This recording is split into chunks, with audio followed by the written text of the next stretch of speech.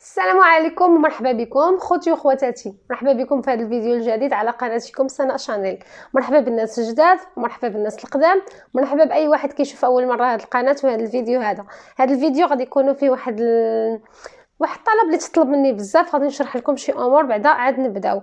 ملي كطلبوا لي بياس سناء شنو هما لي بياس باش ندفع الجنسيه، سناء شنو هما لي بياس باش ندفع لا كارت سيجور الجديده نرونوفليها، خصكم تعرفوا بان كل واحد والحاله ديالو. ولكن واخا هكا كان غادي نشرح لكم بشويه بشويه حتى نتفاهموا. اول حاجه باش تدفعوا اي حاجه من هذا الشيء، سواء الجنسيه سواء الورق د 10 سنين سواء ترونوفليو، خاصكم واحد الفورمولير اللي سميتو سيرفا. خاصكم هذا الفورمولير هذا، وهذا الفورمولير هذا كما كتشوفوا مثلا هذه ديال الناس اللي عندهم الجنسيه ديال شي دوله من الاتحاد الاوروبي. كاين هذا الناس اللي غادي يبدلوا لاكارت ديال 10 سنين، وكاين هذا مثلا احنا فانا كنسكن في لاجيروند، عندنا هذا الشكل هذا. كل منطقه كل بريفكتور عندها شكل واحد اخر. هذا الناس اللي غادي يبدلوا لو تيتر دو سيجور، ولكن هاد الناس اللي غيبدلوا لو تيتر دو سيجور هذا رقم جوج. هذا رقم جوج للناس العاديين. الا كنتو غوسورتيسون اوروبيان كيقولوا لكم خاصكم رقم 3 الا لاحظتوا، اما الا كنتو دي زيتيديون مثلا خاصكم رقم 5. هاد لي فورمولير هما بعدا اول حاجه خاصها تكون في الدوسي ديالكم. على داكشي هاد لي فورمولير في العاده قبل كورونا وداكشي بصراحه كنا بحال دابا انا هذا مشيت وجبتهم من لا بريفكتور، هزيتهم وجيت خارجه. ديك الساعه كانت الدنيا هانيه. دابا ما كندخلوش لا بريفكتور، ما رانيش عارفه واش الا مشيتوا للباب وقلتوا البوليسي يعطيكم واش يعطيكم ولا ما يعطيكمش، ولكن انا غادي نوريكم كيفاش ديروا تجبدوه من الانترنت. ماشي غير هو وديال الجنسيه اللي بغى يفهم الفورمولير ديال الجنسيه وخاصو هذاك الجنسيه موحد في فرنسا كلها بحال، ولكن هادو كيتبدلوا من منطقه لمنطقه. وبالمناسبه كلهم راه ملي كتجبدوهم كتلقاو فيهم كاع هاد الورق هادو، وكلهم فيهم شي حوايج متشابهين. حنا غنهضروا هذا النهار على هاد الشيء هذا، كيفاش ديروا تعمروهم وشنو هما الحوايج اللي فيهم متشابهين. غادي نخليكم بعدا غادي نمشي نوريكم كيفاش تجبدوا الفورمولير من الانترنت، سواء باش تبدلوا الورق ديالكم سواء باش تدفعوا الجنسيه. ومن بعدها غادي نرجعوا غنهضروا باستفاضه هذا النهار شويه على الورق ديال 10 سنين، على لا كارت ريزيدون ديال 10 ديال فرنسا، حيتاش بزاف الناس هي فيها بزاف الاختلافات والناس ما ملاحظينش هاد الاختلافات هذه. وبالنسبه للناس اللي باغيين يطلبوا لا كارت دو سيجور اول مره خاصهم يخرجوا الفورمولير اللي مكتوب فيه بروميير دوموند، تكتبوها بحال اللي غنوريكم دابا وتجبدوا اللي مكتوب فيه بروميير دوموند وتوجدوا الورقات اللي فيه. مين كتجبدوا مهم توجدوا الورق ديالكم وتجمعوا هاد السقفه هذا تعمروه. ديك الساعه كيبقى على لا بريفكتور ديالكم. حنا شحال هادي في بوغدو كنا كنجمعوا هاد الورق ونمشيو كانوا حاطيننا بحال صندوق، كندخلوا كنحطوا فيه لونفولوب ديالنا ونخرجوا. دابا لا، ولينا كنصيفطوه باغ فوا بوستال، سواء الجنسيه سواء باش نبدلوا ورقينا سواء نطلبوا اول مره. كنجمعوا ورقاتنا كنحطوهم في انفولوب وكنصيفطوهم باغ فوا بوستال مع لاكيزي دو ريسبسيون. ضروري نديروا هذا الشيء. نتوما على حسب المدينه فين كتسكنوا، واش كتمشيو تشدوا رونديفو باش تحطوه، حنا ما كنشدوش رونديفو. هما من كيوصل لهم هذا كيكون في وسطنا واحد البريه نكونوا حنا شريناها ودرنا فيها التامبر وكتبنا فيها سمياتنا، كيجيو هما كيصيفطوا لنا فيها لو رونديفو او لا ريسيبيسي او على حسب شنو بغاو يديروا. حتى نتوما الا كنتو في شي مدينه اللي كتصيفطوا باغ فوا بوستال راكم نتوما اللي كتشريو لونفولوب كتحشيوها لداخل وهما كيصيفطوا لكم الورقات ديالكم او لا الكونفوكاسيون باش تمشيو للرونديفو.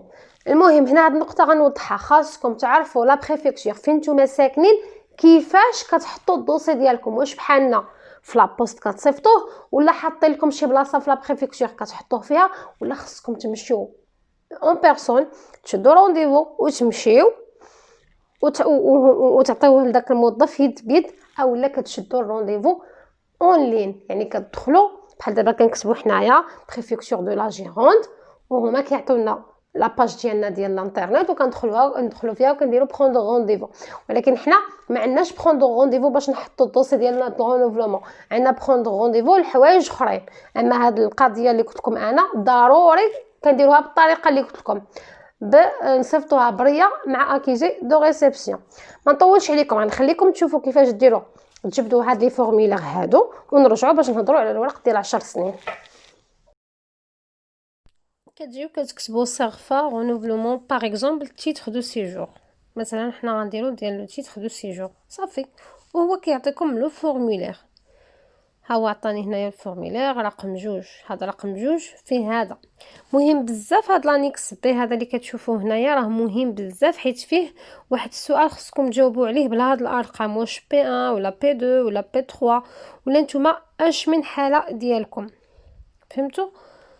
صافي راه الفورمولير كاين في الانترنت، تقدروا تجبدوه وتكتبوه فيه، وكلهم تقريبا فيهم هاد فوتر فامي ان فرانس اي ا ليترونجي. كيسولوكم على لا فامي ديالكم في فرنسا وخارج فرنسا، خاصكم تجاوبوا على هذا السؤال هذا. المهم هادشي كله خصكم تعملوا. بحال دابا انا عطاني هذا ديال رقم 2 شنو فيه، هذا ديال لا جيروند كاتبين لي دوموند دو رونوفلومون دان تيتر دو سيجور، هذا هو رقم 2. وكاتبين الا كنت ressortissant européen utilisez le formulaire رقم 3. الا كنت étudiant رقم 5. الا كنت bénéficiaire d'une protection internationale رقم 4. فوالا، وهذا رقم 2 للناس الاخرين وغتلقاوهم هنايا. سيتياسيون ديالكم سيليباتير وداكشي، المهم غتلقاو كلشي هنايا من غادي تبداو كتعمروا. المهم هو انكم تهزوا الفورمولير مزيان وتجبدوا من الانترنت الفورمولير اللي كيليق بكم. اما دابا غادي نوريكم كيفاش تجبدوا السيرفا ديال لا ناتوراليزاسيون باش تدفعوا الجنسيه، باش بلا ما تمشيو لا بريفكتور وتقولوا لداك البوليسي اللي حدا الباب يعطيها لكم. كتكتبوا سيرفا ناتوراليزاسيون. الا بغيتو تكتبوا نورمالمون راه servicepublic.fr خصها تكون مقبوله في فرنسا كامله. كتفتحوا هنا كتطلعوا بحال هكذا، من غنعطيكم داك لو لين كتجيو هنا كديروا اكسيدي او فورمولير بي دي اف. ها هو كتيليشارجيوه عندكم وكتامبريميوه باش تعمروه. كاين اللي كيعمروا باغ انترنت، راه يعمروا في الانترنت. دار دوك ديك لابليكاسيون ديال دوك انا لا جبدتو وعمرتو. ها هو دوموند داكيزاسيون دو لا ناسيوناليزاسيون فرونسيز، وحتى هو راه ما تعمروا فيه الصراحه. فيه بزاف ديال الورق يتعمروا 7 ديال الصفحات. ها هو لو فورمولير بلا ما تمشيو حتى لا بريفكتور وتجبدوه. في الصراحه راه كلشي كاين في الانترنت، وحتى الورق اللي خصكم توجدوهم كلشي كاين هنايا. كتامبريميوه كتخرجوه كتجمعوا الورقات. ومن الاحسن انا راه ردوا لي الدوسي ديالي 3 فوا، كيلقاو هنا قصوا يردوه لي، ولقاو هنا قصوا يردوه لي، حتى المره الثالثه عاد شدوه عندهم. كنتمنى نكون وضحت لكم وتكونوا عرفتوا كيفاش تجبدوا الفورمولير. في الفورمولير كيكونوا مكتوب لي بياس اللي خصكم تجمعوا. كاينين دي بياس لي اوبليغاتوار في كلشي لي دوموند. غادي نشرح لكم واحد القضيه هنايا بلاتي غادي نوريها لكم باش تفهموها. كاينين واحد الورق اي دوموند كيطلبوهم فيها، ولكن مثلا هنا في الورق ديال 10 سنين سمحوا لي شوفوا شنو كاتبين باللي هاد الورق كيطلبوهم لاي دوموند، سواء اول مره سواء كتبدل لا كارت سيجور سواء.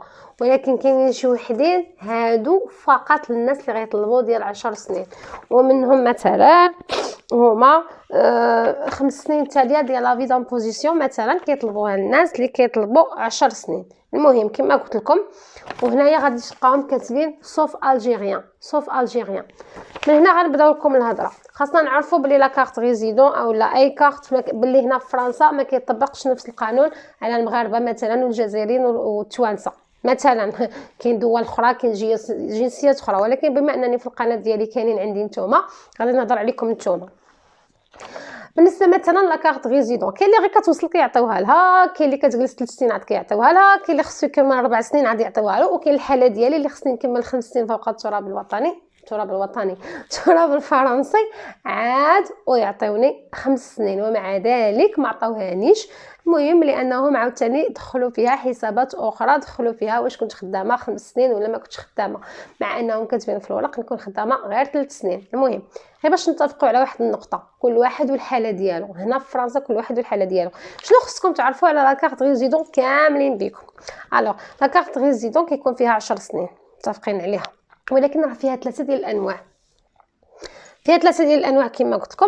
وحده سميتها لا كارت ريزيدون، لا كارت دو ريزيدون مكتوبه بحال هكا لا كارت دو ريزيدون. وكاين شكل اخر اللي مكتوب فيه لا كارت دو ريزيدون لونغ دوري اي او، الاقامه الطويله الاتحاد الاوروبي. هذه عند الزوج ديالي عنده لا كارت دو ريزيدون لونغ دوري اي او ديال الاتحاد الاوروبي. وكاين احسنهم الا جينا نقولوا اللي هي لا كارت دو ريزيدون بيرمانون. بيرمانون هي الاقامه الدائمه. على داكشي بزاف الناس كيغلطوا ما بين الاقامه د 10 سنين والاقامه الدائمه. راه ماشي اي كارت ريزيدون عندك يعني راه اقامه دائمه. خاصك تعرفي بان الاقامه الدائمه كاتبين هما هكا، كتعطى في لو دوزيام رونوفلومون ديال لا كارت ريزيدون، كتعطى في لو دوزيام رونوفلومون دو لا كارت دو ريزيدون. شنو غنفهم انا من هاد الهضره؟ غادي تكون عندك الاقامه لا ريزيدونس ديال 10 سنين الاولى ولا ريزيدونس ديال 10 سنين الجوجه، والثالثه عاد يعطيوك الاقامه الدائمه. على الاقل في الكاد ديال راجي هادشي اللي كاين عنده 10 سنين الاولى دابا، ومن بعد غتكون عنده لا كارت دو ريزيدون لونغ دوري اي او الجوجه، وحتى الثالثه عاد غادي يعطيولو الاقامه الدائمه، ما عدا الا كان عندك فوق من 60 عام كيعطيوها لك اوتوماتيكمون ملي كتمشي تبدلي لا كارت دو ريزيدون. هذه باش نتفاهموا عليها دابا، وغالبا كلشي الناس هكا، يعني ما غتكون عندكم الاقامه الدائمه حتى تبدلوا جوج مرات لا كارت ريزيدون ديال 10 سنين.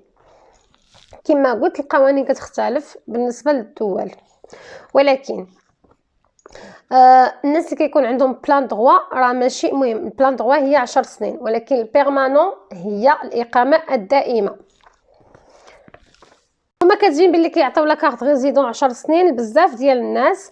الاولى زعما لا كارت 10 سنين الاولى كيعطيوها لبزاف الناس، مثلا الا شي قاصر قل من 21 عام، دوك الناس اللي كيديروا لو غروبمون فاميليال ديال 18 القل من 18 عام حتى هما الاولاد هما اللي كيجيو نورمالمون.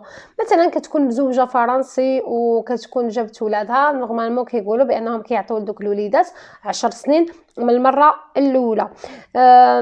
كيعطيوها كذلك ويكون اشارج، يعني هذا القاصر هذا يكون اشارج سواء ديال الفرنسي سواء ديال الزوجه ديالو. كيعطيوها للاجئين والعائلات ديال الناس اللي عندهم اللجوء، وكيعطيوها شي مره للنساء اللي كيوصلوا وكتلقى عند راجلها لا كارت ريزيدون، يعني كيعطيوها بحالها بحال راجلها. هادو الناس ديال التجمع العائلي، ماشي اللي مجوجه فرنسي. اللي مجوجه فرنسي يقدروا يعطيوها لها، وغالبا ما كيعطيوها لهمش من المره الاولى، قليل من كيعطيوها لشي وحده مجوجه فرنسي من المره الاولى. كيعطيوها كذلك هادو بالنسبه للناس اللي كيديوها في المره الاولى. كذلك كيعطيوها شي وحدين من بعد 3 سنين. شكون هاد الناس اللي كيديوها من بعد 3 سنين؟ هي شي وحده مثلا لطفل فرنسي، لطفل فرنسي كملت 3 سنين هنا، او زوجة فرنسي او لا راجلها فرنسي ومازال بطبيعه الحال مجوجه وباقيه في العش الزوجيه، كيعطيوها لها. هنا كيعطيوها لها خصها تكمل 3 سنين في الزواج وتكون للطفل الفرنسي ومازال مزوجه به، ولكن كاين شي حالات اخرى كيحيدوها لها فيها حتى نوصلوا لهم. مثلا عاوتاني بالمناسبه كاع هادشي اللي كنقول لكم كيشرطوا فيه لانتيغراسيون، كيشرطوا فيه شكون ما بغيتو تكونوا، شنو ما بغات تكون الحاله ديالكم، كيشرطوا انكم تكونوا مندمجين في المجتمع الفرنسي. كاين الناس اللي كيعطيوها لهم من مور 4 سنين، هما دوك الناس اللي كتكون عندهم ديك لا كارت بلوري انيال، كتكون عندهم لا كارت سيجورني مكتوب فيها بلوري انيال فيها 4 سنين. اون فوا كتسالى كيعطيوهم لا كارت ديال 10 سنين.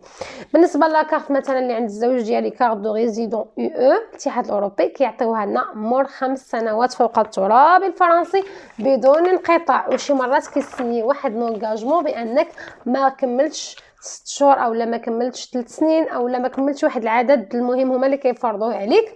ما كملت 6 شهور في يعني حاليا 6 شهور ما تكونش خرجت من فرنسا اكثر من 6 شهور.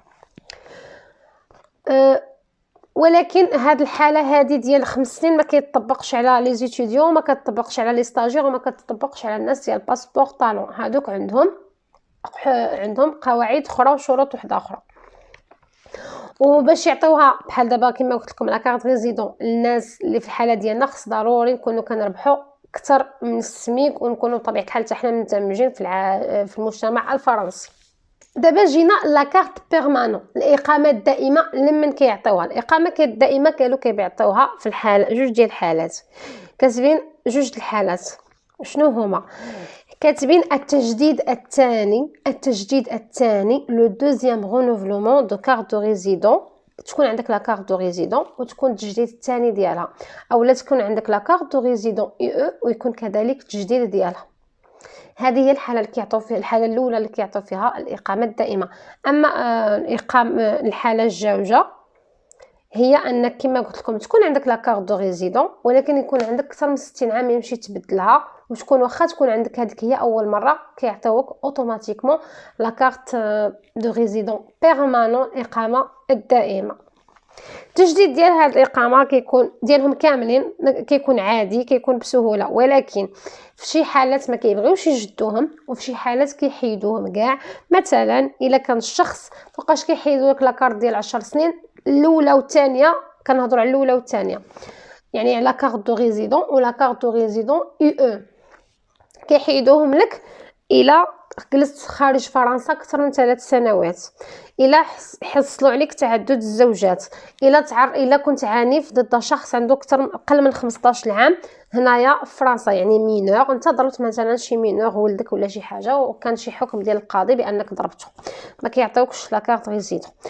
كتكون مكتوب في اللائحه ديال سيستيم انفورماسيون شنغن، كتكون شي دوله يعني في واحد اللائحه سميتها SIS.